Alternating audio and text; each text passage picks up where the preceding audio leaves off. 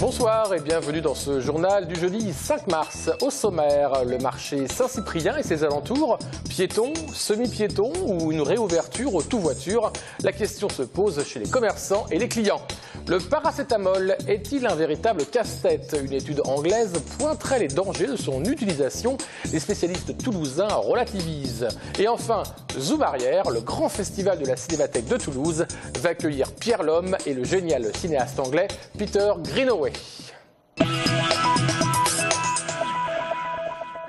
Mais avant cela, nous l'avons appris ce matin, l'avocat Gilles Sistac, originaire de Toulouse, a été tué par balle en pleine rue mardi à Maputo, au Mozambique. Cet universitaire qui avait fait ses études de droit à Toulouse 1 avait choisi de vivre en Afrique depuis 1993.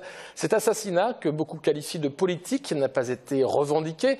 Rappelons que le spécialiste du droit constitutionnel était un proche du principal parti d'opposition au Mozambique.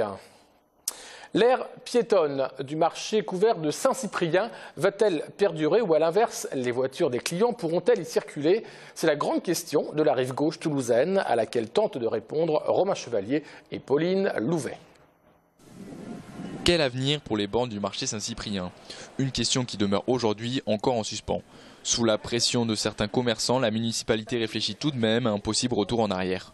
Il y a un groupe de travail, on va encore se réunir 2 ou 3 fois d'ici l'été, c'est pour peut-être percevoir un autre besoin, et s'il y a un autre besoin, un autre aménagement.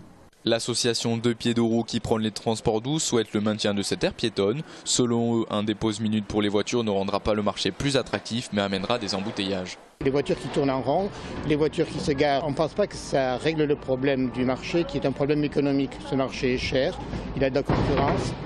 C'est une des raisons pour lesquelles peut-être les gens viennent moins. Du côté des commerçants, l'avis est plutôt partagé. Certains se disent favorables à un réaménagement où circuleraient voitures et commerçants, soit un stationnement temporaire des deux côtés. Du moment où ça ne gêne pas les commerçants du marché pour déballer et remballer aux heures où ils en ont besoin, il n'y a pas de souci, on peut les baisser bien sûr. La majorité des commerçants, elle est plutôt mitigée, mais je pense qu'il faudrait plutôt demander l'avis des clients du marché. Malgré le parking souterrain situé en face du marché, quelques clients souhaitent que la place Roguet soit accessible en voiture. Cependant, les points de vue divergent. Je pense que ce sera en partie une bonne chose quand même, oui, pour permettre aux commerçants de se garer un peu derrière. Et puis peut-être il y aura un peu plus de clients, parce qu'à l'époque il y en avait davantage. Je suis malvoyant et des voitures garées partout, n'importe comment, c'est pas agréable. Je ne vois pas l'intérêt, ça a été mis en place, autant le conserver. Clients comme commerçants attendent donc le verdict de la mairie qui sera sûrement rendu à la fin de l'été. Le collège Pierre de Fermat va-t-il revenir à la blouse ou à l'uniforme anglo-saxon? Les parents d'élèves ont été consultés en interne en 2014 sur l'éventualité d'une tenue unique pour leurs enfants au sein de l'établissement. Que pensent les principaux intéressés de ce possible lissage des inégalités? Un sujet de Marlène Canal et de Alain Sorat.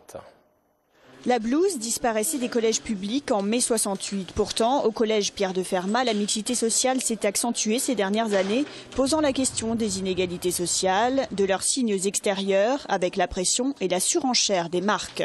Pour certains élèves, si le problème existe bien, la blouse ne constitue pas forcément une solution. Je pense que certains peuvent être, ne sont pas au même niveau, on va dire, que les autres. Il y en a qui ont des belles marques, il y en a qui ont des marques un peu plus basiques. Après sinon que tout le monde soit en uniforme, moi je pourrais pas. Moi dans mon cas j'ai jamais porté de marque au collège, en tout cas en 6e, 5e, voire même 4e. Je m'en fichais littéralement et j'ai jamais vraiment eu de problème par rapport à ça. On va être réaliste, c'est les petits merdeux qui sont là pour essayer de faire l'air intéressant. La blouse, pour moi, si elle est jolie, oui, ça peut être sympathique.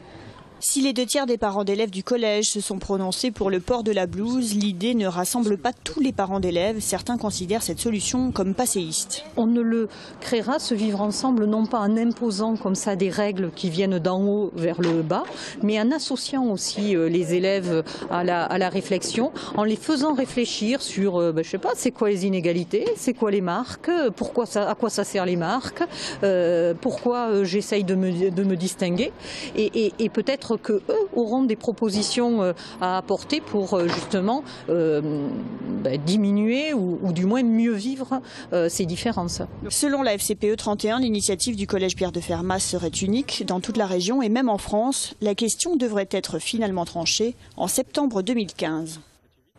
Le paracétamol va-t-il désormais faire mal à la tête et au reste du corps? Selon une étude récente britannique, la molécule aurait des effets toxiques, voire dangereux. Les auteurs de l'étude estiment en effet que le risque réel associé à la prescription de paracétamol est supérieur à ce qui est perçu par la communauté médicale. Les réactions à Toulouse sont bien plus mesurées. Voici du paracétamol, encore du paracétamol, toujours du paracétamol. Aujourd'hui, la molécule est commercialisée sous de multiples formes, appellations et dosages, mais reste la même, le paracétamol qui, selon le service de pharmacovigilance de la faculté de médecine de Toulouse, est l'une des molécules dont la balance bénéfice-risque est la meilleure aujourd'hui, autrement dit, sûre et efficace. Le paracétamol, c'est le médicament contre la douleur de référence, qu'il faut le prendre dans des douleurs aiguës, c'est-à-dire sur des courtes périodes, et c'est un médicament qui est sûr, c'est-à-dire qui donne peu d'effets indésirables. Selon le professeur Montastruc, la récente étude qui montre la dangerosité du paracétamol doit être prise avec une grande réserve et ne concerne que des utilisations chroniques, c'est-à-dire sur du long terme, de fortes doses de paracétamol. Le vrai danger du paracétamol, comme tous les médicaments délivrés sans ordonnance, c'est l'automédication. Il faut l'encadrer et expliquer très clairement aux patients que, ce que je vous disais tout à l'heure, le médicament c'est efficace mais ça peut donner également des effets indésirables. On rappelle toujours les posologies pour s'assurer que les personnes sont bien au courant des posologies, à savoir que c'est maximum 4 grammes par jour, à prendre toutes les 6 heures, un comprimé de 1 gramme. Si les personnes prennent du 500 mg, on rappelle qu'il faut prendre 2 comprimés pas plus de 4 fois par jour. Et on s'assure à côté qu'ils ne prennent pas d'autres spécialités qui comprennent du paracétamol. Alors, paracétamol, aspirine ou ibuprofène? L'aspirine en automédication est moins efficace que le paracétamol comme antalgique contre la douleur ou que l'ibuprofène comme anti-inflammatoire. Au final, prendre un médicament est-il dangereux? C'est en tout cas un geste qui n'est pas anodin, mais qui sauve des vies aujourd'hui. C'est vrai par exemple pour l'hypertension artérielle, l'infarctus ou dans les traitements anticancéreux. Et parmi les médicaments qui ont la meilleure balance bénéfice-risque, il y a les vaccins. Ils entraînent peu d'effets indésirables selon le service de pharmacovigilance de Toulouse, contrairement à ce que l'on a souvent tendance à croire. La présidente de la CFE-CGC était hier à Toulouse. Carole Couvert est venue rencontrer les adhérents du syndicat. Elle a notamment évoqué avec eux les problèmes d'inégalité entre hommes et femmes, mais également le devenir d'Airbus. L'organisation est en effet le syndicat majoritaire chez les cadres de l'avionneur. Sophie Voinis. Elle est la seule femme et benjamine des 5 organisations syndicales de l'Hexagone. Carole Couvert est une jeune cadre dynamique qui s'attaque sans complexe au sujet d'actualité et fait du terrain sa priorité. En visite à Toulouse, la présidente de la CFE-CGC pointe du doigt le manque de partage de la valeur ajoutée dans les entreprises qui dégagent des bénéfices. Exemple avec Thales. Le gouvernement a fait un geste historique pour aider les entreprises au travers du pacte de responsabilité avec 41 milliards sur la table pendant 3 ans. Aujourd'hui, il est important qu'il y ait un renvoi d'ascenseur. Et ce n'est pas une logique du donnant-donnant, pas du tout. C'est vraiment une logique gagnant-gagnant. Donc il y a un renvoi d'ascenseur vis-à-vis des salariés. Autre inquiétude de la CFE-CGC, ici en local, la volonté de la direction d'Airbus d'entamer des discussions pour envisager d'augmenter le temps de travail des cadres. On voit que la population de l'encadrement est devenue, depuis quelques années, la variable d'ajustement de toutes les réformes. Ça n'est pas acceptable. Quand on est passé aux 35 heures, quand on est passé au forfait cadre, les salariés ont déjà fait les frais de cette évolution parce qu'il y a une modération salariale à la clé. Donc les salariés l'ont payé ce passage en 35 heures et pourtant la productivité a toujours été au rendez-vous. Donc il ne s'agit pas que les salariés soient victimes de la double peine. Et c'est dans un contexte d'une entreprise, encore une fois, qui gagne de l'argent. Le sujet qui arrive maintenant, révision du temps de travail des cadres, est bizarre pour nous. Carole Couvert qui a également réagi à la dernière étude de l'APEC qui montre que les écarts de rémunération hommes-femmes chez les cadres atteignent encore aujourd'hui plus de 12%. On voit qu'en France, il y a toujours le plafond de verre, c'est-à-dire le fait que certaines fonctions ne sont pas accessibles aux femmes. Regardez un exemple tout simple, les organisations syndicales représentatives. Nous sommes 5 organisations. il y a une seule femme à la tête d'une organisation syndicale. C'est mon cas pour la CFE-CGC. Donc on voit qu'il y a encore des barrières à franchir, que ça n'est pas simple. Je crois vraiment qu'il faut qu'on joue la logique de l'exemplarité et puis après que l'on sache reconnaître encore une fois les talents. La jeune présidente de la CFE-CGC devait, pour achever sa visite toulousaine, rencontrer des représentants de la mairie pour évoquer les questions d'emploi et de pouvoir d'achat des classes moyennes dans la ville rose.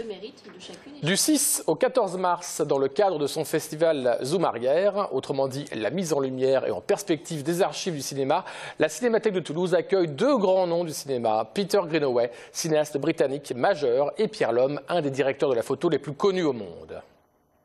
La couleur sera le thème de cette 9e édition de Zoom Arrière. Peter Greenaway, le cinéaste, vidéaste, peintre, bref, l'artiste total sera du 9 au 11 mars à Toulouse. Ses films, comme Un meurtre dans un jardin anglais, en forme de jeu d'esprit, ou encore Zoo, véritable piège scénaristique sur le double, seront montrés. Le rapport à la peinture qu'entretient Peter Greenaway, mais aussi son rapport aux technologies du numérique feront l'objet de rencontres avec l'auteur. Greenaway, c'est un monstre d'intelligence qui explore le monde du cinéma de façon ludique et analytique, allant du scatologique au spirituel. Autre invité de marque, Pierre Lhomme, le grand directeur de la photo de Cyrano de Bergerac ou de Camille Claudel.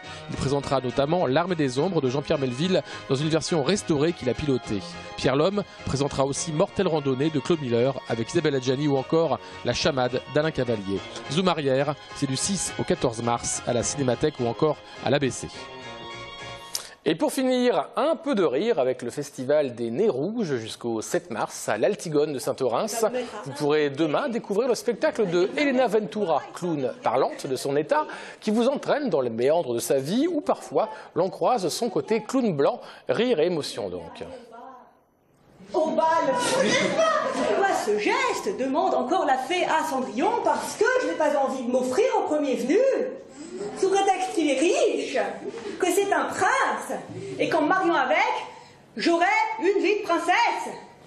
Et en même temps, en y réfléchissant après coup, pourquoi pas? Mais bon.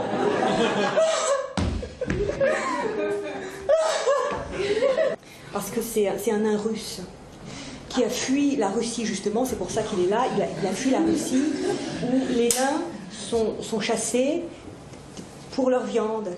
Et donc Cendrillon meurt, un petit peu. Qui es-tu réellement? Alors elle dit au nain, je m'appelle Blanche-Neige. Qui en a pas. Voilà, merci à tous de nous avoir suivis. Demain, vous retrouverez à cette place François Guinle. Excellente soirée sur TLT.